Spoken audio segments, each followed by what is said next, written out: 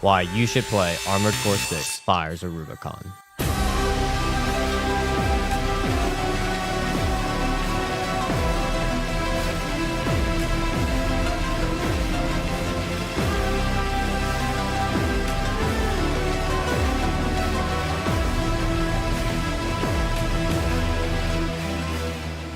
Armored Core 6 is an amazing game, and this is coming from someone who's new to the Armored Core series. I enjoyed it so much I 100%ed the entire game, S-ranked every mission, collected all weapons and parts, and completed every achievement on Steam, which is saying something since the last time I 100%ed a game was Halo 3, and that was in 2009.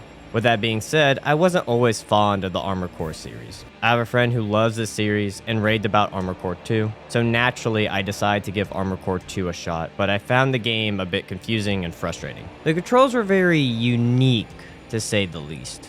I couldn't figure out what half of the stats meant on the parts, or what was a good part or a bad part, which in hindsight, no part is good or bad, it just depends on what style you want to play. The missions kicked my ass left and right, and I constantly kept losing money. Unfortunately, it got the better of me, and I ended up putting Armored Core 2 down. So once I saw Armored Core 6 coming around, I decided to give the series another shot in hopes I could see why my friend loves this series so much, and if you couldn't tell from the beginning of this video, I fucking love this game. So today I'll be raving to you about Armored Core 6 and why you should play it.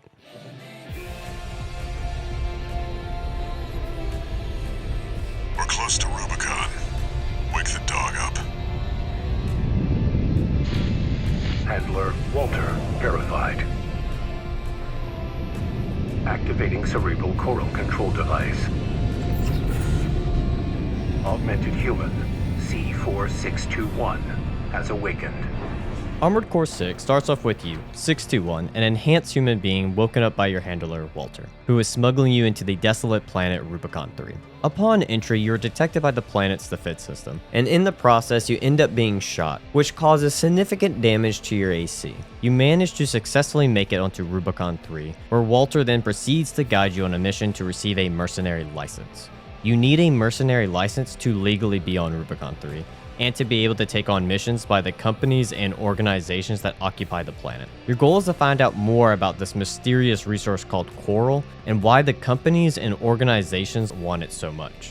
This is just a brief summary of the first mission that you take on. As per usual FromSoft, there isn't much story given to you. It definitely gives you more information on the story than the Souls games, but not enough that you're sure of what is going on. Like other FromSoft games, most of the story bits and information on the characters are behind a wall of text. In Armored Core 6, that would be the combat logs. You can find them throughout the missions you take on. In some cases, they'll be found on dead ACs, or you'll have to defeat specific enemies to receive them. Now, before I dive a bit more into the story and characters, I will be discussing story information up to the final mission in Chapter 1. I feel like to properly sell you on the story, I need to tell you what happens up until this point. If you wish to not be spoiled on this, please skip to this timestamp.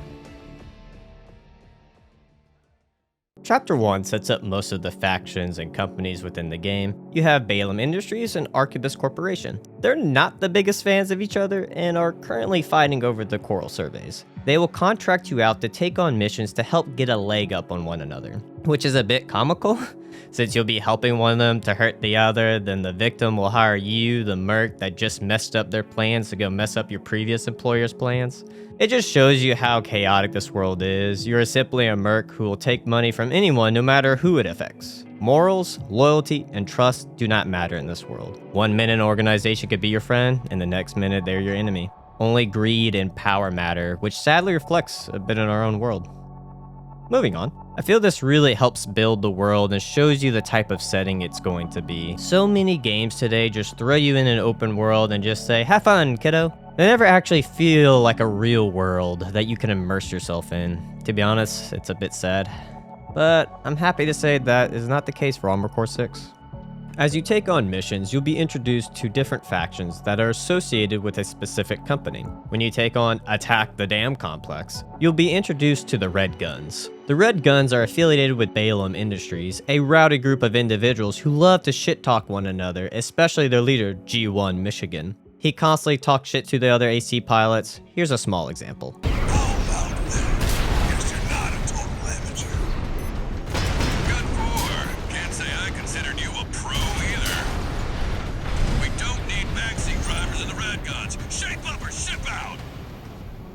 He ends up giving you the name G13 because the guy who had it last, well, let's just say he's on a permanent break.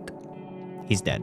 Moving on. Every member of their group is given a G with a number to make it easier to know who they are referencing, because it's easier to remember a G and a number than a name, especially after a few beers in, and let's be honest, the Red Guns are definitely drinking on the job. The mission also introduces G4 Volta and G5 Iguazu, aka Little Bitch. Throughout this entire mission, they have constant banter with each other, saying how amazing they are, while Michigan just basically tells them to shut the fuck up or go start a sewing group. I love this type of banter because this is just how me and my friends are. We love to shit talk one another while playing games and just mess around. It helps to make the Red Guns feel more real and personal. I always looked forward to missions that had the Red Guns because I knew I was going to have a good time fighting alongside them. Later on, you'll take on the mission Operation Wall Climber, which will introduce you to the Vespers, who are associated with Arquebus Corporation. They're a more formalized group in comparison to the Red Guns. They take their job seriously and pride themselves on getting the job done efficiently. Their leader is V2 Snail, aka Douchebag. He's a very prideful and arrogant man who thinks he's better than everyone else. Here's a quick taste of his arrogance. This is an operation of my own design. Consider it a privilege to be called to participate. Do try not to die like a dog out there. The Vespers give out their titles with the V and a number. Those with this title show which group they're in charge of. During this mission, you're also introduced to my favorite character in the game, V4 Rusty. I'll go into details later as to why I like him so much. To be honest, I only really like Rusty from the Vespers. Every time I had to work with Snail, he would rub me the wrong way. When Snail would talk to you, you could feel the cockiness coming from him and how he looks down on you as an inferior. I enjoy this because this feels like an actual character that you can hate. Or like, if you have daddy issues. The characters in this game are not just bland, generic characters that have zero personality, which so many AAA games today do. This is one of the reasons I love this game so much. You can find a faction, company, or group within the game that you can see yourself being a part of and looking forward to fighting side by side with. As you progress through Chapter 1, fighting and backstabbing the different companies, Walter will give you a final mission for Chapter 1 of his own request. He wants you to attack a facility that once regulated the underground flow of coral but is now dormanted. So throughout this first chapter, Walter has been coming off as someone who you could trust, but at this point, it seems he's not telling you the whole truth and only telling you what he thinks you need to know. The story at this point starts to switch from world building into character and plot building. Everything starts to become a little bit more tense and serious. On this mission, you meet Sula, who interferes with your plan, and you find out this isn't the first time Walter has attempted this. And Sula has been there each time to take down one of Walter's dogs. With that brief explanation from Sula, he attacks you and you must show him you're no pushover like the others. Once Sula is taken care of, you enter the facility to take out the reactor, but in doing so, sends a surge of coral out, causing a convergence with the coral. In the process of this happening, we are introduced to a new character, Air. She introduces herself as a Rubiconian. Air has been infused with you and you are the only person that can hear her. She then proceeds to warn you that an unidentified aircraft is approaching. Air then learns that this aircraft is an autonomous AC called Balteus, and Balteus can go fuck himself. After somehow beating Balteus, we find out that the convergence of the coral has spread to the skies, making it look like it's burning. From this point on, the story starts to get harder to follow. Before it was a bit more straightforward, but now the plot begins to thicken, and you'll be asking more and more questions. Who is Walter? What is coral? Why does everyone want it? What is air? Why am I here? Why was Baltea so hard of a fight? I could go further into the story, but at this point, I feel like I would be taking away the experience of finding out these answers from those who have never played the game.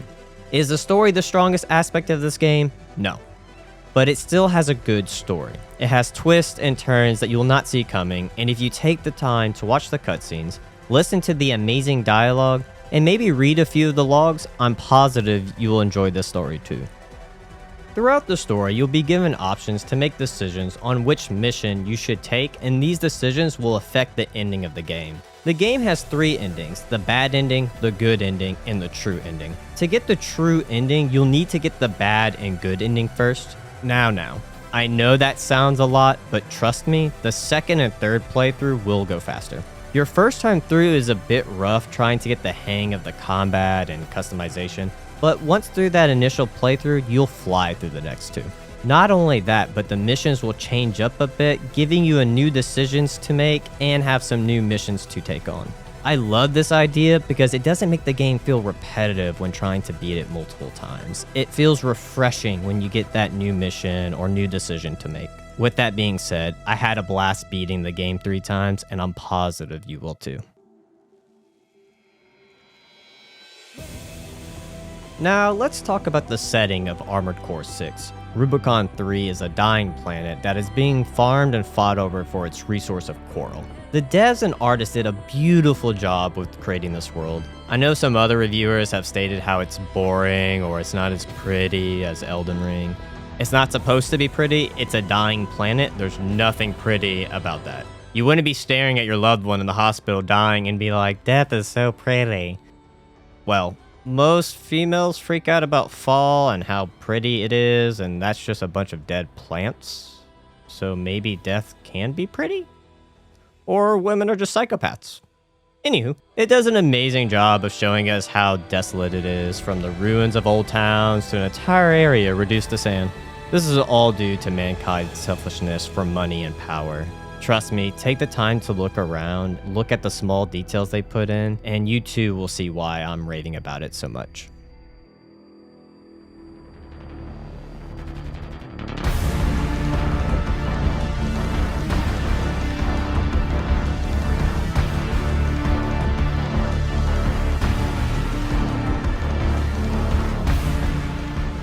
Let's talk about characters. I will only discuss 2 of them to avoid any spoilers, Walter and Rusty. Quick side note, Rusty is the best boy and nothing you say or do will change my mind. Moving on. Walter, as stated earlier, is your handler and you're his faithful hound. He comes off at first as someone who you can trust. At the beginning, he seems to care for you and not just see you as a tool. He almost comes off more like a friend or a comrade than your superior. Every now and then, he comes off as if he's hiding something from you. It makes you think, does he care for me, or is he really just using me? I like this about Walter because it constantly has you thinking about the plot, his motivations, and why did he really send you to Rubicon? Then there is Rusty, the shining light of Rubicon. Where there is greed and ugliness, Rusty is there to show that not everyone is corrupted by this. He's a man that cares for others and wants to do the right thing. I think Rusty stands out more because of this. This is a world where everyone will backstab each other if it means getting on top, but here's Rusty standing against that and showing there is still good left in this corrupted world. Rusty is not the buddy that Rubicon needs, but the buddy it deserves. Now, with the story and characters out the way, let's get to the part that makes Armored Core 6 a truly amazing game, the combat.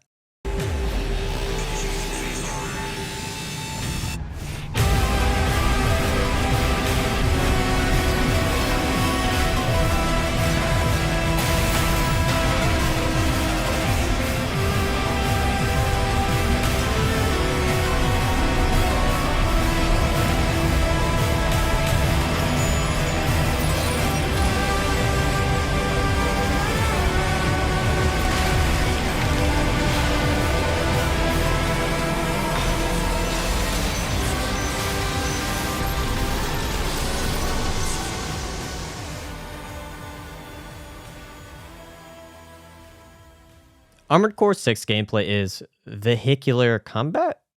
What the fuck? Vehicular combat, in short, is the player controlling a vehicle, in this case a giant mech, taking on easier enemies until you reach the end for the boss fight. In Armored Core 6, you do this through taking on missions that lead up to the end of a chapter for a grand boss fight. It's a third-person shooter with a bit of an arcade style of gameplay. You have a massive array of weapons and parts to choose from, and has one of the most insane emblem creators I have ever seen. The PvP is by far the most fun multiplayer experience I have had in a game since Halo 3. Hell, the combat in general is the most fun I've had in a game in a while. The combat in this game is fast. Not as fast as Armored Core 4, but still fast. The controls feel smooth and fluid. Overall, it just feels good to play. One of the most satisfying feelings will be when you're dashing around and you see an incoming attack and you just dodge it. Such a good feeling. Until you get cocky and get hit 2 times in a row by some rockets. Moving on. Talking about satisfaction, we need to talk about the weapons in this game. So many weapons feel and sound good. In Armor Core 6, you have 4 weapons you can use at a time: your right arm, your left arm, your right shoulder, and your left shoulder. Your right and left arm can basically use the same weapons besides your left, which can use a shield and melee. Shoulders just share the same weapons. You have 4 types of weapon damage: kinetic, your normal bullet type weapons; energy, which is your laser and plasma weapons; explosive, which are your grenade and bazooka weapons; and best for last, melee, which has a variety of different types of smacking tools. Each one feels amazing to use, but in my personal opinion, the explosive and melee weapons have the most satisfying feeling in the game. Shooting an enemy with the grenade cannon and just seeing them get demolished, while hearing that impact sound, just feels so good. Or when you use the lance or pile bunker and you get a direct hit, so satisfying.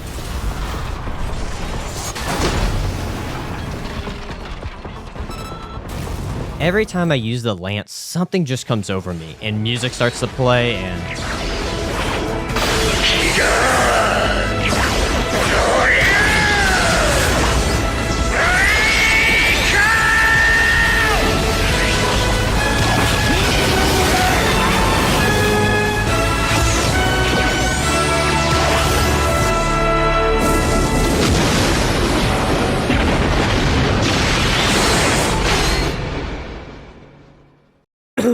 As you can tell, the weapons are just so much fun to use. Some can do a bigger shot with more damage, or some could do an AoE attack when charged.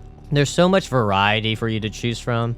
I personally used a melee build for most of my playtime, whereas my buddy used a lightweight build with assault rifles. Speaking of builds, let's talk about customization.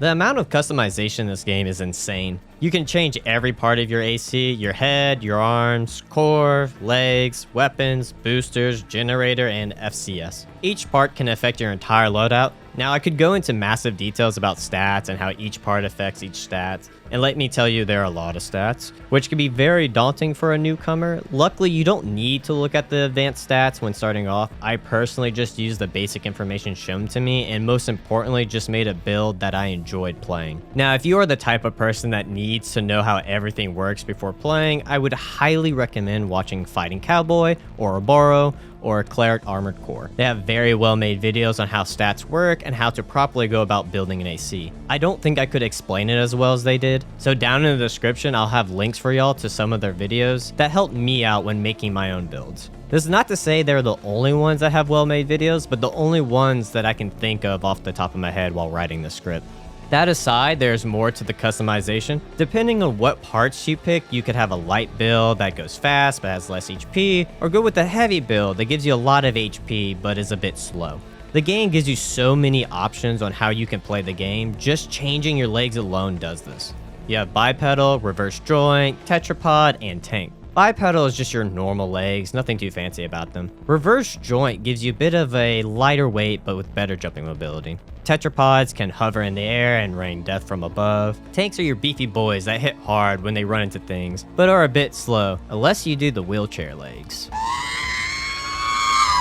You can make your AC any color you want, no need to have to unlock colors. They give you the whole color wheel off the bat. They even let you customize your AC light color, and that's just fucking cool. You can change the texture of your AC, you can make it look rusty or worn down, or make it look brand new. Personally, I'm a pretty simple man when it comes to this type of stuff, but the fashion core that I've seen online is crazy. Hell, FightingCowboy has a few fashion builds up, if you want to try those out. Another cool feature is you can share your builds with others. You can get a code and share it so others can try it out. Or if you see a really cool build and want to try it out yourself, just pop in the code and bam, you have that build.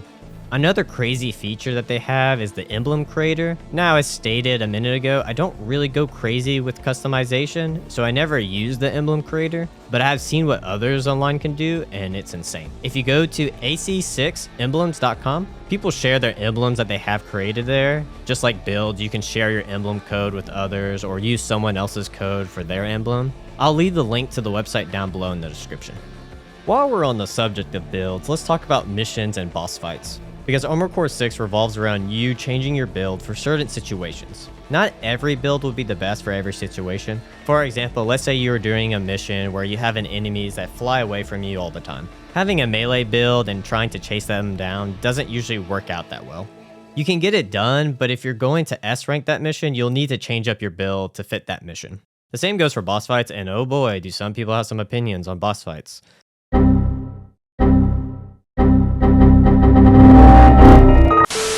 They complained so hard they got FromSoft to nerf Balteus. Not just a small nerf, like a big nerf. He used to be extremely hard. It took me and my friends an hour or two to beat him. I understand a small nerf, but he's just a cakewalk now. To prove this, I used the build with parts that you can only get before this fight. I even handicapped myself by not allowing myself to have assault armor, which you can use to instantly break Balteus' shield, and I did not allow myself to heal at all. The footage you are seeing right now is this fight, and during this fight I only ever take serious damage from one grenade shot, which left me with over 50% of my health, 62.51% to be exact. This would not have been possible with pre-patch Balteus. Before, his missiles could hit you off screen, which was total BS and definitely needed to be changed. He was extremely more aggressive in comparison to now, which I think they should have left, because the only real issue was the missiles hitting you off screen, which would end up stun locking you, and that's a bit annoying. I unfortunately did not have any footage of pre-patch Balteus, but Bricky has a video showing this off, and I highly recommend it if you need evidence of what I'm saying. I know some of the bosses can be rough. Hell, Asmongold struggled for 7 hours on the spider boss, and he plays games for a living. But this is a perfect example of his build. Wasn't the best for the situation, but he kept using the same build. He even stated the next day he changed his build and beat the boss on the first try. I feel a lot of people coming from the Souls games thought Armored Core 6 bosses would be the same, where you could learn the boss pattern and eventually beat it. That's just not how Armored Core 6 is, or ever was. It was always about finding the right build for the right mission. Now, can you use a build that's not optimal for the mission? Of course. Will you have fun? No. Which leads into another issue I see people having, and that's bosses' weakness types. In Armored Core 6, there is a stagger system. Once you do enough consistent damage, you will stagger the enemy. When they are in this staggered state, they take more damage. Every enemy has strength and weaknesses to certain types of attacks. For example, the helicopter boss on the first mission, which a lot of people struggled with. Calling this fight a filter boss. A filter boss is a boss that's supposed to weed out those who are not dedicated enough to play the game. In my opinion, the skill tree from Path of Exile is a bigger filter boss than the helicopter boss. I honestly think people were struggling with this boss because they were seeing it as just another shooter game, when the game was trying to teach you that your guns or kinetic damage will not always be the optimal solution for the job. The way to beat this boss is through using your plasma sword that you start off with. This boss takes more stagger damage and regular damage from melee attacks. This is what FromSoft was trying to teach us. If you just keep using your guns and missiles, this fight feels impossible. But the second you start meleeing the boss, it dies super fast. Think I'm wrong? Well, I'll prove it. I had my girlfriend who does not play games try to beat this boss, and I shit you not, it only took her 3 times. First try, I didn't really give her any information. Second try, she naturally spammed everything like a new gamer would, but almost killed it surprisingly. She noticed that the sword did the majority of the damage and asked if she should charge the helicopter at the beginning of the fight and just hit him with it. I was like, yes, please do. On the third try, without giving her any more information, she beat the boss. Up on the D-pad? I did. It's okay, well, yours done. Hit him. Sword. Sword. I'm trying. Hit him. Everything you got. Just spam. Keep going. Keep hitting him.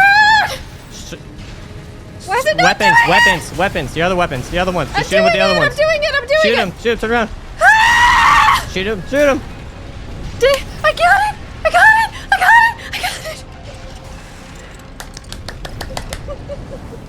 Would it be easier if the game just told you this? Yes.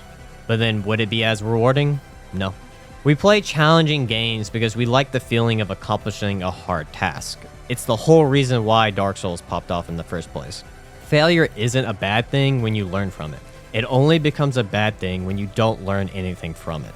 Trust me, I know earlier I poked fun at Asmongold for taking 7 hours, but I also struggled in a similar way.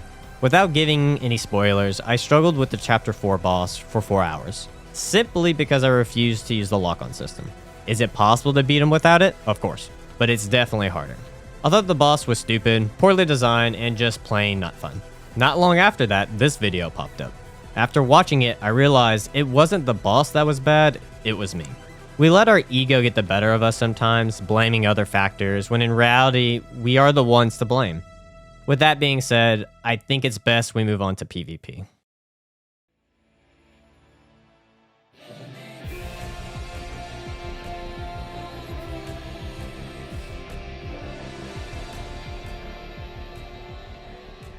I'm not the biggest PvP person. I get tired of hearing children or grown-ass adults who sound like children complain in casual matches. Yes, casual, not ranked. I avoid rank like the plague. Too many people who think they're hot shit and who are never going to go pro complain about a game. I was skeptical at first at trying out PvP, but my friend persuaded me to play with him.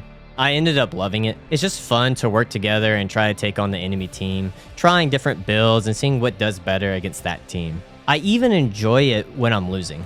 I think it's just fun to go in with a melee build and try to smack people. Is it the most optimal play? No, but it's definitely fun. I would highly recommend you give it a shot. I only ever have played 3v3, so I can't give you any feedback on 1v1. I'm positive you'll get some enjoyment out of it though. Well, that took longer than I thought, but we made it. Do I think Armored Core 6 is a flawless game? No. It definitely has its issues with it crashing or even minimizing the game. Quick side note, I only played on PC, so I don't know if consoles had any issues, but I'm confident that FromSoft will fix all these issues. I personally think this game is amazing, as you could tell by the length of this video. I honestly think if you give this game a shot, you too will see why I like it so much. I know FromSoft games can be intimidating, but I honestly think this is one of their best starting points for someone new to FromSoft games. Also, the best starting point to get into the Armored Core series as a whole. It has me motivated to go back and beat Armored Core 2 and try out other entries in the series. Hopefully this gave you a new perspective of Armored Core 6 and why you should play it. Thank you for watching. Until next time.